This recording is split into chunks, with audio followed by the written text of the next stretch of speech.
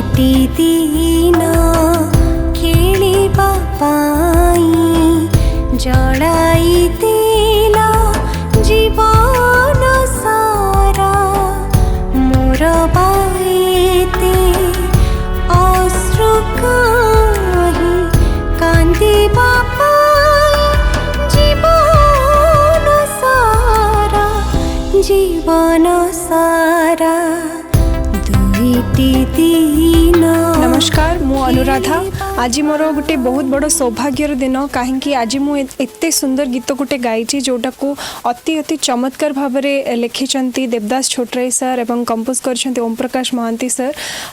बहुत सुंदर होती गाइबा बेले तो मु बहुत ही एंजॉय करके गाई। गीतटीर ना हूँ दुईटी दिन खेलिबा पाई जड़ाई देल जीवन सारा। बहुत बहुत सुंदर होती बहुत डीप मीनिंग अच्छी गीतर एवं यही गीतटी को प्रयोजना करिसेंती राशेश्वरी एंटरटेनमेंट।